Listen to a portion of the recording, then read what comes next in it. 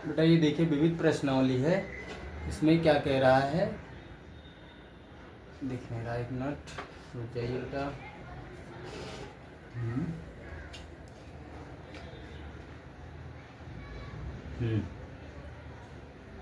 देखिए आपका क्या कह रहा है, कह रहा है कि ये देखिए विविध प्रश्नावली है, विविध प्रश्नावली का क्वेश्चन नंबर 35 है और कह रहा है एक समांतर श्रेणी के प्रथम 25 पदों का योगफल ज्ञात कीजिए जिसका nवां पद क्या है, a base n equal 7-3n है। ठीक, ये विविध प्रश्नावली है। देखिए बेटा इसमें करते क्या है, आपका जो 25 पद दिया है n, तो आपको पता है n आपका क्या हो जाएगा, 25 हो जाएगा। ठीक है, कि प्रथम 25 पदों का योगफल, यानी हमें 25 पद लेना है, अंत में हमारा क्या होगा 25 पद जहाँ पे आ जाएगा, तो शुरुआत से लेकर अंत तक हमारा क्या होता है 25 पद है, तो अंत में क्या कह रहा 25 पदों का योगफल, तो 25 पे आएंगे, वहाँ पे रुक जाएंगे, तो जितना शुरुआत से लेके हमारा 25 तक है सबका योगफल हमें बताना ही कितना होगा, है ना। तो हमारा अंत में ये जो पद है 25वां, तो इसको n कहते हैं, क्या बोलते हैं बेटा, n। तो ये जो 25 हो जाएगा ये हमारा क्या हो जाएगा, n हो जाएगा, है ना, n हमारा गिवन है। और बाकी हमारा क्या दिया है, a base n equal 7-3n है। ठीक, अब देखिए कुछ प्राइवेट स्कूलों में हमारे प्राइवेट मास्टर साहब को बहुत दिक्कतें होती हैं। ठीक है, तो हमारे जो उत्तर प्रदेश के राजाधिराज जी यानी मुख्यमंत्री जी हैं,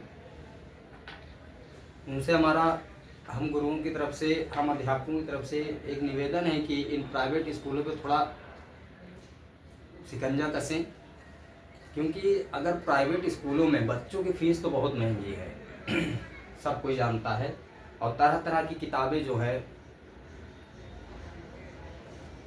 अगर क्लास 3rd पास करके 4th में जा रहा है तो कई प्रकाशन की किताबें लगती हैं। तो हम ये पूछना चाहते हैं, यदि किसी प्रकाशन में का से कबूतर लिखा है तो क्या हम का से कमल नहीं पढ़ सकते हैं, पढ़ सकते हैं।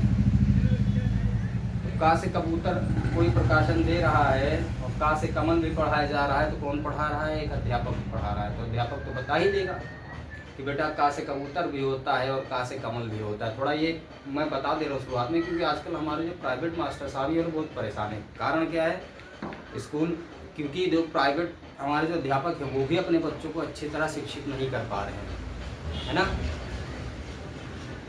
तो हमारे जो उत्तर प्रदेश के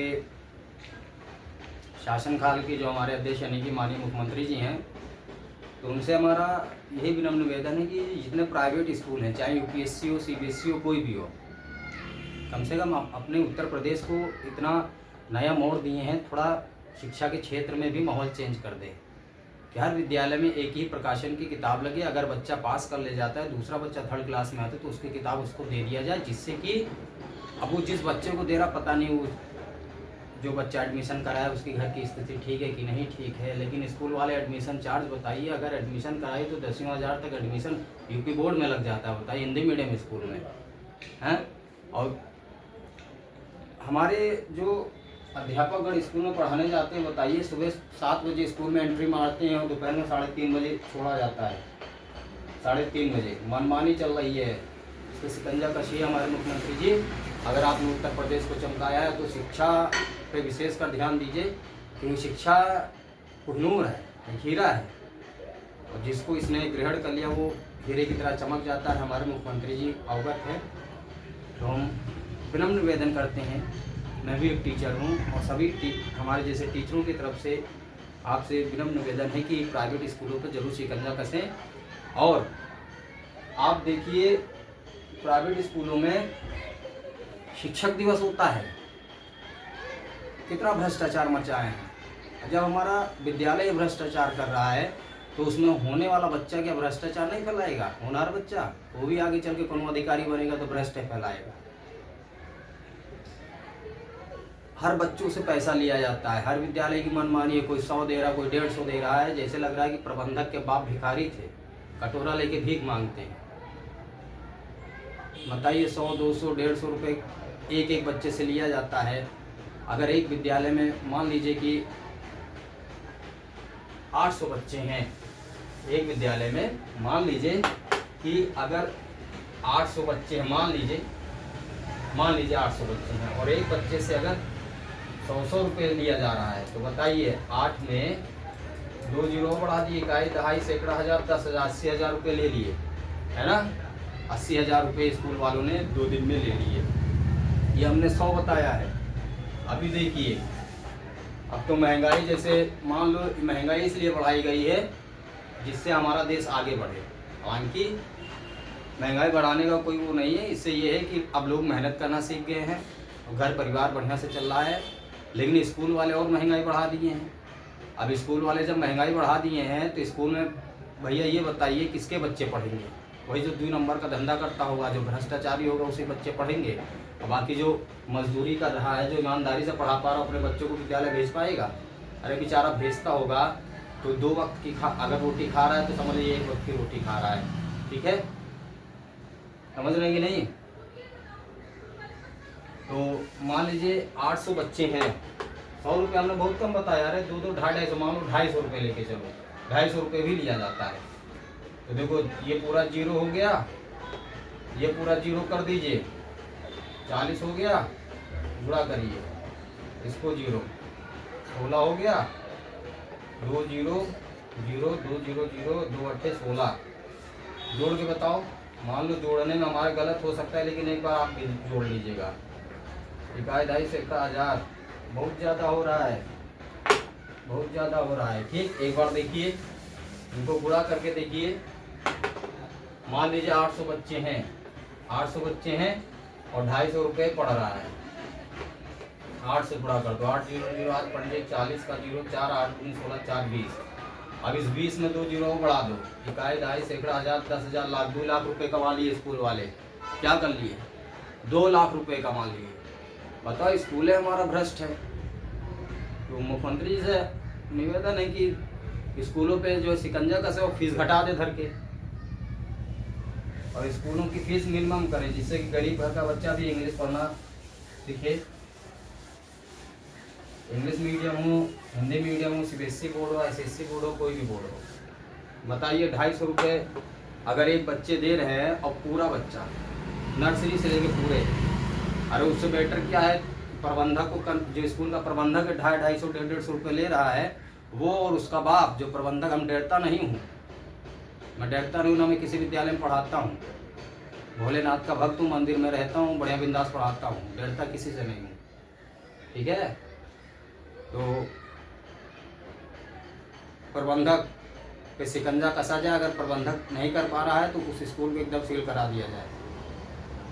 अब देखो, प्राइवेट स्कूलों में जो हमारे मास्टर साहब पढ़ा रहे थे 5 साल पहले, उनकी फीस क्या थी? 5,000 थी। बेचारे 7 बजे जाते थे, 3:30 बजे। बताइए, प्रबंधक का नियम है। उत्तर प्रदेश में स्कूल खोले हैं और वो भी हमारे जो राजा धीराज के शासनकाल में इतना भ्रष्टाचार विद्यालयों में हो रहा है। बाबा जी थोड़ा ध्यान दीजिए, स्कूल सील करा दीजिए ऐसे स्कूलों को जहाँ पे शिक्षक दिवस पे इतना रुपए लेते हैं। मुख्यमंत्री जी, अगर 2 अक्टूबर होता है या बाल दिवस होता है तो भी लिया जाता है। बताइए, शिक्षक दिवस एक शिक्षक के सम्मान के लिए मनाया जाता है तो भी ये लोग बच्चों से के घर से पैसा लेते हैं। 2 अक्टूबर होता है तो भी लेते हैं, बाल दिवस होता है तो भी लेते हैं। ये करते क्या हैं स्कूल वाले? ये केवल ज्ञान, जो कहते हैं ज्ञान दे रहे हैं, ज्ञान के नाम पर ये सब धांधलेबाजी करते हैं। अगर जो बच्चा, हमें ये बताइए, अगर जो बच्चा DM बनना चाहेगा तो क्या वो DM नहीं बन पाएगा? पढ़ाता कौन है? शिक्षक। और समाज को नया मोड़ देता कौन है? शिक्षक। ठीक, देश को आगे बढ़ाता कौन है? शिक्षक बच्चों को शिक्षा देते हैं। धांधलेबाजी कौन करता है? जो प्रबंधक है प्राइवेट स्कूल के। इन प्रबंधकों पर शिकंजा कसिए। अगर ये प्रबंधक नहीं सुधार कर रहे हैं तो इनके ऊपर कम से कम 20-25 लाख का जुर्माना लगा के स्कूल सील करा दीजिए। सारी एकड़ी दूर हो जाएगी। जितना इन्होंने बच्चों से भ्रष्टाचार करके कमाया है, कम से कम वो देश में 20-25 लाख का जुर्माना होगा, सरकार के पास जाएगा, हमारा जो राजकोष है उसमें जाएगा, लोगों की भलाई होगी। हमारे मुख्यमंत्री जी गरीबों को दे रहे हैं, कम से कम गरीबों को देंगे, उनका बच्चा खाएगा पढ़ेगा। तो इनके ऊपर शिकंजा कसिए हमारे राजा धीराज मुख्यमंत्री जी, 20-25 लाख रुपए का जुर्माना लगाइए। 20-25 लाख कम से कम हमारे राजकोष में आपके जाएगा। तो आप जो गरीबों के लिए कर रहे हैं उनके खाते में लगाएंगे या किसानों के खाते में लगाएंगे, कम से कम 2 वक्त रोटी खाएगा। कम से कम आप हमारे राजाधिराज मुख्यमंत्री जी बहुत मानते हैं, बहुत कुछ किया आपने। तो स्कूलों को शिकंजा कसिए, जो स्कूल आ जाए तो उसके ऊपर जुर्माना इतना टाइट लगा दीजिए कि उसके बाप को भी घर द्वार बेचना पड़े। प्राइवेट स्कूलों में हमने, हालांकि मुख्यमंत्री जी हमने पढ़ाया नहीं है, एक जगह पढ़ाने गए थे तो उसने हमसे कहा था कि तुम्हारे जैसे बहुत मास्टर लाइन लगाए हैं। तो हमने कहा बेटा तुम तो प्रबंधक हो, तुम्हें ये नहीं पता शिक्षक तुम्हारे जैसे कितने बच्चों को पढ़ा के कहाँ से कहाँ पहुँचा दिए, तुम कह रहे हो तुम्हारे जैसा मास्टर। मैं किसी विद्यालय में पढ़ा, एक विद्यालय में गया था, उसने कहा तुम्हारे जैसे बहुत मास्टर है जो हमारे यहाँ लाइन में खड़े रहते हैं। तो हमने कहा बेटा चिंता मत करो, ऐसे तुम्हारे जैसे लखोर प्रबंधक बहुत होंगे जो हमारे मुख्यमंत्री जी के लाइन में खड़े होंगे जुर्माना देने के लिए। तो ऐसे विद्यालयों को शिकंजा कसा जाए, मनमानी वसूली कर रहे हैं और साथ में बच्चों की फीस भी कम कर दी जाए, चाहे SSC बोर्ड हो, CBSE बोर्ड हो, इंग्लिश मीडियम हो, सबसे। और देखिए गांव में भी हमारा जो इंग्लिश मीडियम है केवल एक नाम के लिए कि हम गांव में इंग्लिश मीडियम पढ़ा रहे हैं, वहाँ भी धांधलेबाजी कायदे से हो रही। तो पूरे उत्तर प्रदेश में जितने प्राइवेट स्कूल हैं सब पे शिकंजे कसिए और जो स्कूल पकड़ में आ जाए बख्शिए नहीं। हमारे राज्य मुख्यमंत्री जी उत्तर प्रदेश शासनकाल के हमारे जो मुखिया हैं इन सब के ऊपर इतना जुर्माना लगा दीजिए कि इनके बाप खानदान जो भी ज़मीन जायदाद है गिरव रखना पड़े। अगर आप कर देते हैं ऐसे तो हर विद्यालय सुधर जाएगा। और दूसरी बात आपसे ये निवेदन है कि अगर हमारा अध्यापक जो है पढ़ाने जाता है 7:30 बजे, मान लीजिए 7 बजे जाता है, 7:30 बजे जाता है, तो प्राइवेट स्कूलों का जो नियम है, तो हमारे राजाधिराज जी मुख्यमंत्री जी ये बताइए उत्तर प्रदेश शासनकाल कि स्कूल के जो प्रबंधक के नियम बनाए हैं वो अपने नियम से चलेंगे कि यहाँ जो सरकार नियम बनाएगी उस नियम से स्कूल चलेगा। तो आप नियम बनाइए हर प्राइवेट स्कूल के लिए, आपके नियमों का पालन किया जाए, ना कि इनके प्रबंधकों के नियमों का पालन किया जाए। प्रबंधक की अगर ज़्यादा को एक नियम ये भी बना दीजिए, प्रबंधक की फीस आप डाल दीजिए। स्कूल खोलने के लिए लोग खोलें लेकिन फीस आप निर्धारित कर दीजिए और प्रबंधक की फीस निर्धारित कर दीजिए। हर महीना उसको दीजिए 30-35 हज़ार रुपये। जिसको खोलना हो स्कूल खुले, नहीं तो बंद करके बैठ जाए, मेहनत करे, मजदूरी करे। और बाकी जिस बच्चे को IAS, PCS, PM, SDM बनना है, इंजीनियर बनना, वो तो बनबे करेगा, उसको कोई रोक नहीं लेगा। क्योंकि इस भारत भूमि में गुरुओं की भूमि है, अध्यापक की कमी नहीं है। हमारे राजाधिराज जी इस भूमि में अगर स्कूल नहीं रहेगा तो बहुत अध्यापक हैं, जहाँ बैठ ऐसे अध्यापक हैं जहाँ बैठ जाए वहीं विद्यालय शुरू हो जाए। बहुत बड़े बड़े ज्ञानी हैं, बच्चों को बना देंगे, कोई दिक्कत नहीं।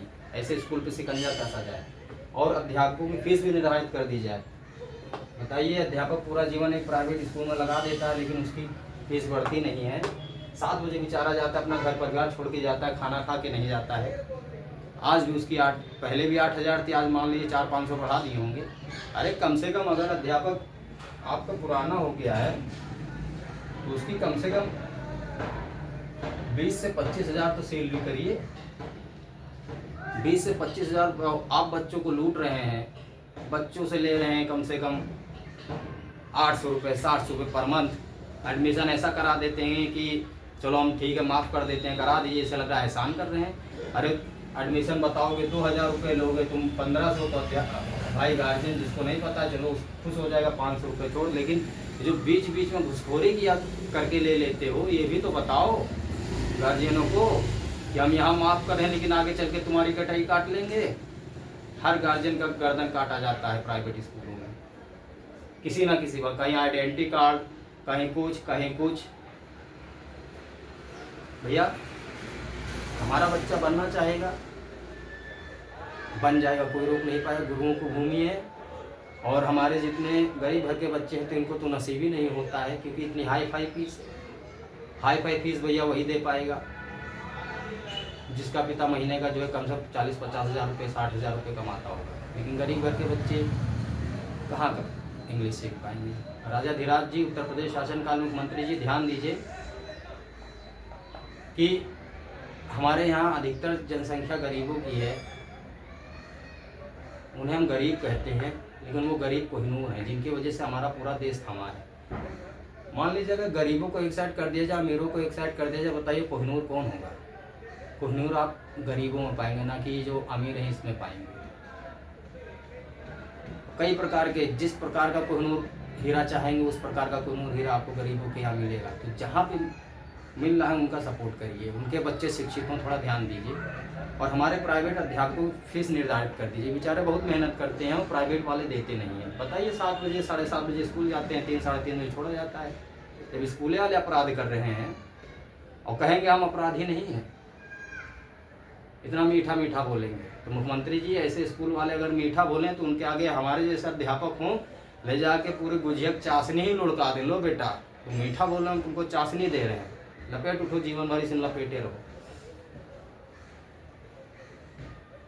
थोड़ा देखिए। और एक और भी अनुरोध है, ये जो हमारे सरकारी टीचर अध्यापक हैं, अगर माननीय मुख्यमंत्री जी जो हमारे कंपटीशन वाले बच्चे हैं, इनको आप कंपटीशन आता है एसएससी का हुआ, किसी भी चीज़ का हुआ, अगर आप इनको 200 किलोमीटर दूरी भेज देते हैं, तो ये जो सरकारी अध्यापक हैं ये भी क्या कर रहे हैं कि केंद्र से पैसा ले रहे हैं, राज्य से पैसा ले रहे हैं, लेकिन स्कूल में, गांव में जाइए, स्कूल में प्राइमरी में हालत खस्ता है। क्या होता है जानते हैं? मैं वीडियो के माध्यम से बताना चाहता हूँ, डरता किसी से नहीं, भोलेनाथ का भक्त हूँ, बाकी बिंदास पढ़ाता रहता हूँ, डरता किसी से नहीं हूँ। जब तक हमारे मुख्यमंत्री जी, हमें डरने की कोई दिक्कत नहीं है, और जब तक हमारे इस भूमि पर गुरु जी है, गुरु लोग हैं, अध्यापक, हमें डरने की जरूरत नहीं है, हम डरते नहीं हैं। तो राजा धीराज जी, शासनकाल उत्तर प्रदेश मुख्यमंत्री जी, जिन्हें हम लोग बजरंगबली मानते हैं, बजरंगबली का रूप मानते हैं, मुख्यमंत्री जी अनुरोध है कि हमारे जैसे अध्यापकों का कल्याण करिए, गरीब बच्चों का कल्याण करिए, फीस को सस्ती करिए, अध्यापकों की प्राइवेट स्कूल में फीस निर्धारित कर दीजिए, स्कूल की मनमानी मत चलने दीजिए। अगर आपने उत्तर प्रदेश को नया मोड़ दिया है तो आप ऐसा नियम बनाइए कि सरकार का नियमों का पालन, चाहे प्राइवेट स्कूल हो चाहे सरकारी स्कूल हो, सब करें, और अध्यापकों की फीस निर्धारित कर दीजिए। 40-40, 45-45 टीचर रखने से क्या मतलब है? जिस स्कूल से हमारे बच्चे निकले, हमारे बच्चे आगे चल के अधिकारी बने। भ्रष्ट स्कूल से अगर बच्चे निकलेंगे तो अधिकारी किस प्रकार के बनेंगे? आप ही बताइए। भ्रष्ट अधिकारी ये तो बनेंगे ना, और जब अधिकारी बनेंगे तो जहाँ पर उनका ट्रांसफर हो वहाँ भी भ्रष्टाचार करेंगे। बंद करिए ऐसे स्कूल को, लगाइए 30-30 लाख रुपए जुर्माना, प्रबंधक को उठा के अंदर डाल दीजिए। अध्यापकों के साथ जो है बदसलूकी की जाती है प्राइवेट स्कूलों में, ये है प्राइवेट स्कूलों का नियम। और कुछ एक और है कि जो सरकारी टीचर हैं, माननीय मुख्यमंत्री जी, इनकी भर्ती हो गई 60,000 70,000 जो भी राज्य द्वारा, सरकार द्वारा जो भी दी जाती है, अगर आप एक कंपटीशन वाले बच्चे को 200 किलोमीटर दूरी पर भेज देते हैं तो इनको घर के निकट में ही क्यों पढ़ाने के लिए कहा जाता है? क्या ये देश सेवा है? देश सेवा के लिए, ज्ञान प्राप्त करने के लिए घर छोड़ना पड़ता है। ये लोग अपने घर के आसपास ट्रांसफ़र करवा लेते हैं, कोई कारण देखिए, चलिए ठीक है, मानता हूँ कोई बीमार है, कुछ है, कारण है, एक बार हो जाए। और मान लीजिए बीमार है, तो जहाँ आप रह रहे हैं उत्तर प्रदेश में, तो उत्तर प्रदेश में आपने इतनी व्यवस्था हर जगह कर दी है कि वहाँ रहकर भी इलाज कराया जा सकता है। तो उस मरीज को, मान लीजिए उनके माता है, पिता है, कोई, उनको वहाँ पर बुला के इलाज कराया जा सकता है। लेकिन जो सरकारी प्राइमरी स्कूल हैं, यहाँ पे मुख्यमंत्री जी, बच्चे पढ़ने जाते हैं तो इनसे पर्दा साफ कराया जाता है, टेबल साफ कराया जाता है, झाड़ू लगवाया जाता है, पढ़ाया नहीं जाता। 80,000 90,000 रुपये जो भी सैलरी पा रहे हैं, देख लीजिए। कभी भी अचानक जो है भेस बदल के आइए, मार दीजिए छापा, ना मिले इसको तो जो है मुझे अंदर डाल दीजिएगा। ये प्राइमरी स्कूलों का हाल चल रहा है। और इनका ट्रांसफ़र घर के निकट मत करिए, 100 150 200 किलोमीटर के दूरी पे करिए, क्योंकि ये नौकरी पा जाते हैं। और अगर इस चपेट में कोई आ जाए तो कम से कम उसको 10 साल की सज़ा दीजिए, और जितना सैलरी सरकार से लिया उतनी सैलरी वापस ले लीजिए। जिसमें कि ऐसे 1-2 टीचर, ये अध्यापकों का नाम, हमारे सभी गुरुजन नहीं हैं, क्योंकि सभी गुरुजन जिस दिन हो जाएंगे देश हमारा बर्बाद हो जाएगा। बहुत गुरुजन हैं, लेकिन उनमें से जो एक गुरु का मुखौटा पहन के सरकारी टीचर बन रहे हैं, उनको तुरंत सस्पेंड करिए। घर के निकट उन लोगों को पढ़ाने का कोई आदेश मत जारी करिए, क्योंकि देश की सेवा, और देश हमारा बच्चों पे टिका है, बच्चों का भविष्य है, कर्णधार हमारे देश के हैं। तो सरकारी टीचर पे शिकंजा कसिए, जो पकड़ में आ जाए तुरंत सस्पेंड करा दीजिए, जुर्माना पूरा वसूल लीजिए, जितना उन्होंने जितने समय तक सरकारी ड्यूटी का पैसा लिया सारा पैसा उनसे वसूल लीजिए और प्लस उनको जेल भी करा दीजिए, जिससे कि आगे अध्यापकों की बदनामी ना हो। तो जितने सरकारी टीचर हैं इनको घर के निकट मत दीजिए परमिशन, इनको 200-250-300 किलोमीटर दूरी पर भेजिए। उत्तर प्रदेश में बहुत दूरी है, यहाँ पे ट्रांसफ़र कर दीजिए। घर पे रहते हैं तो क्या करते हैं जानते हैं मुख्यमंत्री जी? जाएंगे, लगाएंगे अपने जो है प्रेजेंटिंग, बच्चों को बुलाएंगे, टेबल साफ करवाएंगे। कुछ अध्यापक हमारे सरकारी ठीक हैं, बच्चों को कम से कम आधा घंटा बच्चों के साथ हिल मिल के रहते हैं, इसलिए रहते हैं बच्चों का लगाव हो, जो डर है वो ख़त्म हो।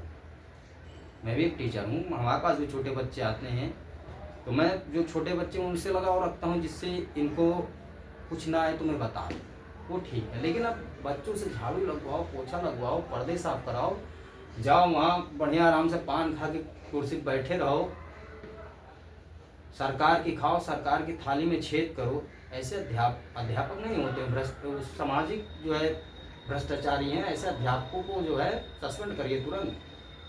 ये समाज बनाएंगे नहीं, ये सिर्फ अपना परिवार, आपसे पैसा लेके अपना परिवार चला रहे हैं। तो ऐसे सरकारी अध्यापकों की जरूरत नहीं है, सस्पेंड करिए। बहुत लोग हैं, बहुत ऐसे टीचर हैं जो कि सरकारी पेपर दे टीचर बनना चाहते हैं, सबको सस्पेंड करिए एक लाइन से, जितने पकड़ में आए। अध्यापक और गुरु की कमी नहीं है मुख्यमंत्री जी।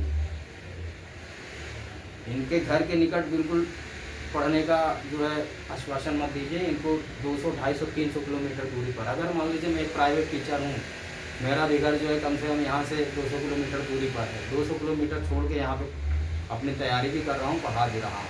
हालांकि किसी विद्यालय में जाता नहीं हूँ, लेकिन बच्चों को पढ़ा रहा हूँ, उससे अपना खर्चा चलता है, जो भी है, तैयारी भी हो रही है। तो क्या जब हम लोग इतना कर सकते हैं तो क्या वो सरकारी नौकरी पाए हैं उनका 200 किलोमीटर दूरी पर ट्रांसफ़र करके नई विद्यालय में भेजा जा सकता है? घर के निकट सरकारी वालों को बिल्कुल ना दीजिए, उनको 200, 250, 300 किलोमीटर दूरी पर भेजिए। हम लोग 3-3 महीना पर अपने घर पर जाते हैं, 4-4 महीना पर जाते हैं, तो वो भी जाएँ। अब ये नहीं कि रोज़ आना जाए, 25 किलोमीटर 60 किलोमीटर दूरी पर ट्रांसफ़र करा के अब मजबूरी बता के फिर वहाँ से चले आए। ये नियम ख़त्म कर दीजिए। बच्चों को पढ़ा नहीं रही हैं सब, ये सब सिर्फ सरकार से पैसा ले रहे हैं, अपना घर चला रहे हैं। ऐसे अध्यापकों को तुरंत सस्पेंड करके जुर्मानित करिए, और ऐसा सस्पेंड करिए कि उनके घर में भी कोई अगर दूसरी बार अप्लाई करे तो अप्लाई ना हो सरकारी नौकरी के लिए, तब जाके सुधार होगा। क्योंकि ऐसे अध्यापक की वजह से हमारे गुरुजन ऐसे हैं, बहुत से गुरुजन हैं। मैं भी एक टीचर हूँ, लेकिन हमको भी किसी ने पढ़ाया लिखाया, हमारे भी गुरु हैं, लेकिन इस तरह के नहीं हैं जिस तरह हमारे सरकारी हैं। जाते हैं पान खा के, बताओ राजाधिराज जी, सरकार पैसा दे रही है बच्चों को पढ़ाने के, लेकिन बच्चे इस देश का कर्णधार है और तुम उस बच्चे पे ध्यान ही नहीं दे रहे हो। घर पे रह के जाते हैं, फिर चले आते हैं, बताइए आपसे भी पैसा ले रहे हैं, वहाँ दुकान खोलें, अपने दुकान पे बैठ रहे हैं, बिजनेस फैला रहे हैं। यह अध्यापकगिरी हो रहा है। अध्यापक का नाम डुबोते हैं ये सरकारी टीचर जो हैं। तो ऐसे सरकारी टीचर सब नहीं है, लेकिन ये जितने हैं सब कीड़ों को सस्पेंड करके जुर्मानित करिए 10-10 लाख रुपए। जितना आपसे लिए हैं, आपके थाली में छेद किए हैं, जेल भेजिए। उनको पढ़ाने का अधिकार नहीं है। ये सब अपना, उनके पास उतनी काबिलियत है, गांव में दुकान खोलें, घर के आसपास रहें, अपने घर परिवार में रहें, ना कि सरकार से लेकर अपना घर चलाएं। मेहनत करें, आगे बढ़े। ऐसे अध्यापकों को पढ़ाने का कोई अस्तित्व नहीं है। और जो प्राइवेट स्कूलों में हमारे अध्यापक के साथ किया जाता है वसूली, उस पर थोड़ा ध्यान दीजिए। 10-10 साल से टीचर पढ़ा रहे हैं, उनकी फीस निर्धारित कर दीजिए। ऐसा नियम लगाइए कि आपके नियमों का पालन हो स्कूल में। फीस कम करा दीजिए, क्योंकि हर गरीब घर का बच्चा चाहता है कि हमें इंग्लिश बोलना है, हम भी सीखें। 800 रुपये, 1000 रुपये, 600 रुपये कौन दे पाएगा फीस, बताइए। किसी का पिता दिन भर जाता है, कमाता है, माँ चौका बर्तन करती है, कोई 800-600 रुपये दे पाएगा? आप ही सोचिए। तो स्कूल की जो मनमानी चल रही है, इस पर ध्यान दीजिए, कम करिए। अब आ जाइए हमारे बोर्ड के बच्चे, क्वेश्चंस क्या है। तो यही हमारा अध्यापकों की तरफ से, संपूर्ण अध्यापक की तरफ से हमारे ऐसे गुरुजन हैं जो देश के विषय सोचते हैं, हाथ जोड़कर हम लोग विनम्र निवेदन करते हैं, हालांकि जोड़ना नहीं चाहिए, लेकिन हमारे राजाधिराज मुख्यमंत्री जी हम लोग के प्रिय हैं, तो उनसे यही निवेदन है कि थोड़ा प्राइवेट स्कूलों पे शिकंजा कसिए, अध्यापकों की फीस निर्धारित करिए, बच्चों की फीस कम करिए, जिसमें हर बच्चा कोई भी हो 1000, 1,500 रुपये फीस पढ़ाई, इस पर कमी करें। हर गरीब घर का बच्चा इंग्लिश मीडियम, हिंदी मीडियम, किसी भी मीडियम से कोई भी भाषा सीखना चाहे आसानी से सीख।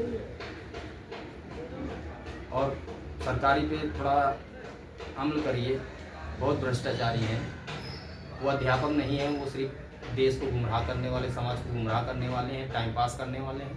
तो जितने टाइम पास करने वाले अध्यापक हैं उनको सस्पेंड करिए, जुर्माने के लिए 10-10, 15-15 लाख रुपए से, जिसमें कि दोबारा कोई टीचर कर ना पाए। मैं ये नहीं कहता हूँ कि हमारे सारे वो हैं, क्योंकि देखिए राक्षस पहले दिखते थे, लेकिन अब मानव में भी राक्षस हो गए हैं। आप जानते हैं वो राक्षस का, उनके दांत बड़े बड़े तो होंगे नहीं, हम सकल होंगे, ये सब राक्षस हैं, इन लोगों को पढ़ाने का अस्तित्व नहीं है। सस्पेंड करिए, जुर्मानित करिए, कमी नहीं है। आप सस्पेंड एक तरफ करेंगे, उधर भर्तियाँ चालू कर देंगे, बहुत पढ़ाने वाले होंगे।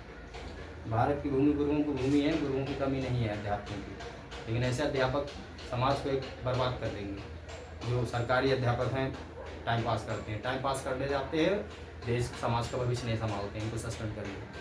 आज ये बेटा हाई स्कूल के बच्चे क्या कह रहे हैं, एक समांतर श्रेणी के प्रथम 25 पदों का योगफल ज्ञात कीजिए, जिसका nवां पद a बेस n = 7 - 3n है। ठीक, तो यहाँ पे देखिए आपका n कितना दिया है, सॉल्विंग पे आ जाइए बेटा,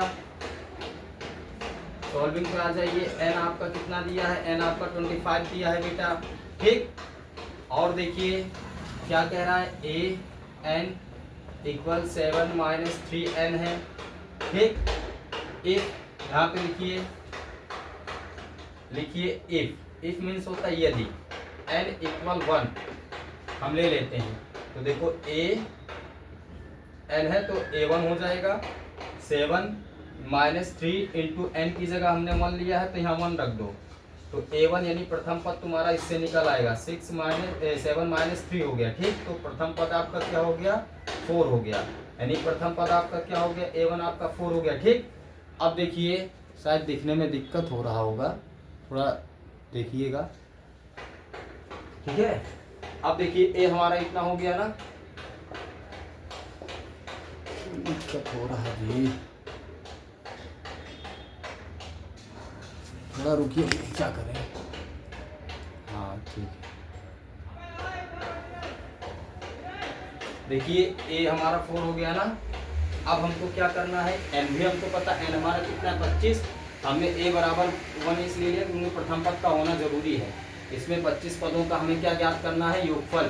तो 25 पदों का अगर हम योगफल भी ज्ञात करते हैं तो भी ध्यान रखना, जहाँ पे n आएगा वहाँ पे क्या लिखेंगे, 25 लिखेंगे। ठीक, तो देखो हम इस वाले फार्मूला फिर से कर देते हैं, जिसमें क्या है, Sn = n/2 ब्रैकेट में a + l होता है, a प्लस क्या होता है, l होता है। ठीक, इस पे कर देंगे, चाहे उस पे करें, जहाँ पे n होगा बस वो 25 रख देना है। अगर हम डिफरेंस भी निकालेंगे तो हमको, मुझे लगता है तो डिफरेंस भी लगभग यही आएगा 4। ठीक है, देख लीजिएगा, लेकिन इस वाले फार्मूले पे रख के हम लगा देते हैं, जहाँ n होगा आप कर लीजिएगा। ठीक है ना। ठीक, आप डिफरेंस अगर देखिए, जहाँ पे अगर डिफरेंस वाला फार्मूला सेकंड लगाए तो वहाँ पे क्या करिए, a बेस n पे रख के इसको लगा दीजिएगा, क्योंकि प्रथम पद आपका 4 आ गया है, तो वहाँ से डिफरेंस निकल आएगा। डिफरेंस निकाल के भी कर सकते हो, आ जाएगा, सेकंड पे भी और थर्ड पे भी आ जाएगा। ठीक, चलिए कोई बात नहीं, फार्मूला का कोई नंबर नहीं होता, कोई फार्मूला मतलब जो दिया है योगफल वाला 2 फार्मूला होता है, एक सेकंड वो है, थर्ड ये, इस पे हम लगा दे रहे हैं। अब देखो Sn हमारा कितना है, n हमारा 25 है, और n ये क्या है, 25/2 है, और a हमारा प्रथम कितना दिया है, 4 दिया है ना, और प्लस l हमारा कितना दिया है, l हमारा आएगा ना, l 25, लेकिन इससे नहीं आएगा, 1 मिनट रुक जाइए, इतना नोट करिए, इतना बेटा आप नोट करिए, ये नोट कर लीजिए। ठीक, अब इसे हम डैश कर देते हैं। ठीक है, इतना नोट कर लीजिए, फिर आते हैं इसको देखिए, अब यहाँ पे लिखिएगा नाउ इट हियर, क्या लिखोगे बेटा, नाउ इट हियर, ठीक है, नाउ इट हियर लिखिएगा, है ना। अब देखिए क्या लिखते हैं, a base n is equal to a plus n minus 1 into हमारा क्या होता है d, है ना, इंटू हमारा क्या हो जाएगा d हो जाएगा, तो डिफरेंस भी आपका क्या हो जाएगा 4 हो जाएगा, ठीक है, इंटू d, तो a 4 हो जाएगा, ये हमारा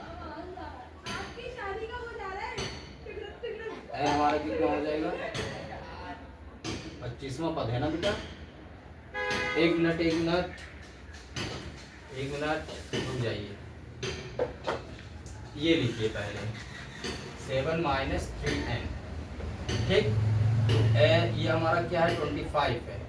अब देखिए 7 इंटू 3 इंटू n हमारा कितना है 25, यहाँ पे 25 लिखिएगा, ठीक है, a25 इक्वल आपका हो जाएगा a25 इक्वल, ठीक है। तो देखिए यहाँ पे माइनस का साइन लगा दीजिएगा बेटा, माइनस का साइन, ठीक, तो 7 माइनस ये क्या हो जाएगा 75 हो जाएगा, ठीक है, 7 माइनस क्या हो जाएगा 75 हो जाएगा, है ना। तो देखिए a25 इक्वल आपका क्या हो गया, तो इसको देखिए ये 5 में से 7 जाएगा नहीं, तो हासिल इसमें से लोगे 15 में से 7 गया, कितना बचा जी 8 बचा, और यहाँ क्या बचेगा 1 बचेगा, 1 कम हो गया तो 6 बचेगा, ठीक है, तो माइनस का 68 हो गया, क्या हुआ माइनस का 68 हो गया, ठीक, थोड़ा ध्यान दीजिएगा, है ना, ठीक है। देखो हम क्या करते हैं, हमारा a वहां से हम a निकाल लिए, ठीक है, a हमारा फाइंड हो गया, फिर क्या करते हैं हमारा जो a n होता है इसी पे रख देते हैं, ठीक है, तो n 25 से गुणा कर देंगे तो हमारा a25 क्या आ जाएगा माइनस का 68 आ जाएगा, माइनस का क्या आ जाएगा 68 आ जाएगा, ध्यान दीजिएगा, है ना, माइनस का क्या हो जाएगा 68 आ जाएगा, ठीक। अब देखिए a25 हमारा क्या हो गया माइनस 68 हो गया, ठीक। अब इसको हम डैश कर देते हैं, ठीक है, इसको क्या कर देते हैं डैश कर देते हैं। अब देखो लिखना 9 लिखिएगा, ठीक है बेटा। अब देखिए क्या करते हैं, पदों का योगफल करना था, तो S N is equal to ये हमारा क्या हो जाएगा a प्लस एल लिख लीजिएगा, एल, ठीक, a प्लस क्या लिख लीजिएगा एल लिख लीजिएगा, ठीक है। अब देखिए एस एन एन हमारा क्या 25 है, एन अपॉन 2 लिखिएगा बेटा, एक मिनट, एन अपॉन 2 लिख लीजिएगा, एन अपॉन 2 होगा इसके साथ में, ठीक है, फार्मूले में, और ये तुम्हारा क्या हो जाएगा 25 हो जाएगा, ये देखिए एन आपका क्या है 25 अपॉन 2 हो जाएगा, और ए तुम्हारा क्या था 4 था, प्लस एल आपका क्या है माइनस का 68 है, तो ये माइनस का 68 लिखिएगा, ठीक है, जो दिया उसी हिसाब से करिएगा, ठीक है, माइनस का 68 हो गया, ठीक। अब थोड़ा ध्यान दीजिएगा, ये हमारा क्या हो जाएगा S25 इक्वल हमारा क्या हो गया 25 अपॉन 2 हो गया, ठीक। अब देखिए ये 4 प्लस माइनस 68, तो प्लस माइनस क्या होता है बाबू माइनस होता है, माइनस 68 हो गया, ठीक, ध्यान दीजिएगा। S25 इज इक्वल टू आपका 25 अपॉन 2 आ गया, ठीक, और यहाँ पे आपका क्या बचा, यहाँ पे अगर 4 माइनस हो जाएगा तो आपका माइनस का 64 हो जाएगा, क्या हो जाएगा माइनस का 64 हो जाएगा। S25 is equal to 25 upon 2 हो गया, ठीक, इंटू ब्रैकेट हटा माइनस 64 हो गया, ठीक। अब देखिए क्या करते हैं, इसको इधर कर देते हैं, ठीक है, इसको थोड़ा हम इधर कर देते हैं। अब देखिए